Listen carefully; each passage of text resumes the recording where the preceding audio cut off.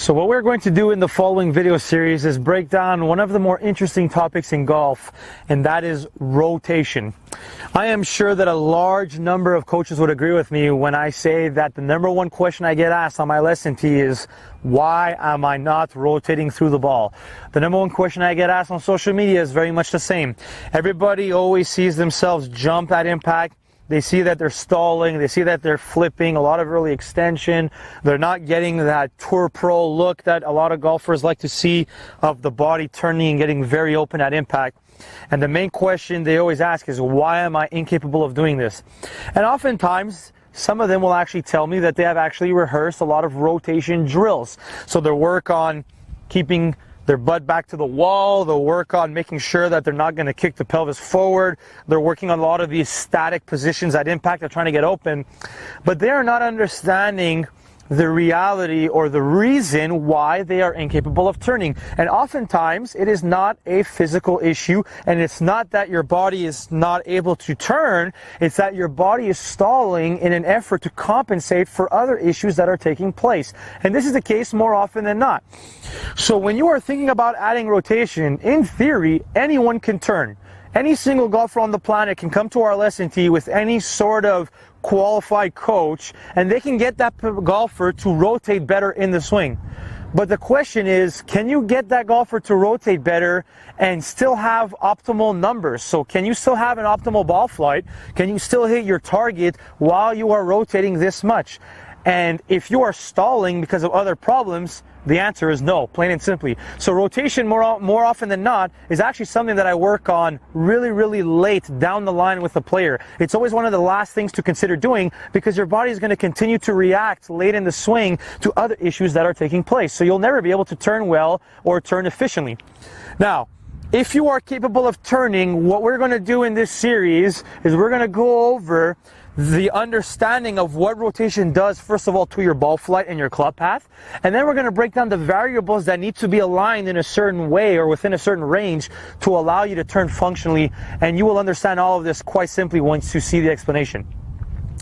So first things first, what does rotation do to your ball flight? What does it do to your club path? What does it do to your golf swing? What rotation does is it moves your club path inward. So for the right-handed golfer like myself, that means that you are shifting your path to the left. For a golfer who is left-handed and taking their setup this way, you are moving your path more right when you add rotation.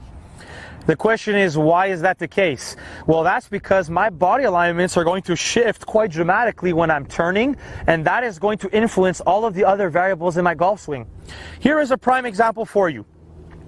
If I'm somebody who's coming into the golf ball from way inside, okay, so I have a super into-out club path, my club head is what they would call dumped underneath, it's very far behind me, my hands are too far back, my club head's even further back, but this golfer has absolutely no rotation, okay? So let's say that he's coming in like this into the golf ball. So he's hitting big blocks out to the right for the righty. If I simply add rotation to this golfer, what is it going to do to their swing, you think? Check this out, I'm not going to manipulate any of the other variables. All I'm going to do is add rotation to this golfer's swing.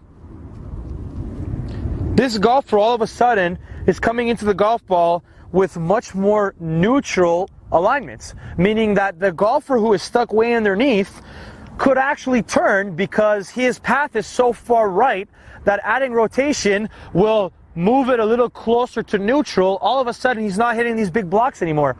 So in theory, the golfer who has a path that is too far from in to out can rotate. They could add rotation for the sole reason that rotation moves our path to the left, and if you have a path that is too far right, well, that'll actually neutralize it. Now let's look at another scenario. Let's say that you are actually a golfer who has a path that is very straight, but you have no rotation of your body. So let's say that we're taking a golfer who is coming into impact with far too neutral alignments. So let's say that I hit the ball really straight, but I don't have much turn. So when I'm standing over the golf ball, my hips are very square. You see that my chest is very square, right? You don't have that tour pro look with the shaft lean and my hips being very open, my chest pointing down and forward, covering the ball, being very open. Well, if that golfer comes in far too square, into the golf ball, so they're coming in with very straight alignments, but they don't have much rotation, that golfer is risking ruining their ball flight if they start adding turn. Because if I start adding a lot of rotation to this golf swing, but I'm coming in with very straight variables, what do you think is going to happen now? It's going to be a very inverse effect from the other golfer. So the other golfer who was way underneath with no turn could add that rotation functionally because it's taking a very into-out path and it's getting him to hit it very straight. Now, if you take a golfer who has absolutely no rotation and they're coming in super straight like this, well, if you take this golfer and you try to add rotation to him, what's going to happen now all of a sudden? This golfer, if he adds rotation to those variables, that club head just got way outside the ball line. So what that golfer is going to end up doing is their path is going to get far too much to the left. So that golfer cannot add rotation functionally if his path is too straight, because it's going to end up so far left that he's either going to hit pulls or they're going to hit a weak slice, obviously depending on what the club face is doing.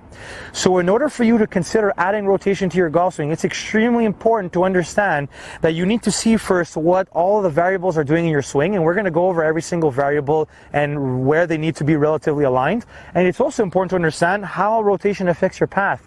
Rotation will move your path to the left. So if you're coming into the golf ball very square, but you don't have much rotation, well, you cannot start adding turn to your body, because all you're going to do is send the variable so far out in front of you that you're going to cut across the ball. So what you would need to do first, before you can add rotation, if you're that golfer who's coming in very square or even out to in, is you're going to need to change those variables that are causing you to come in very square, and you're going to need to shift them into a path that is very into out, so that once you add that rotation, you come in right back to center. So in order for you to add rotation, in theory, you actually need to have a path that is fairly into out first, because rotation is going to neutralize it. It is extremely important to understand this.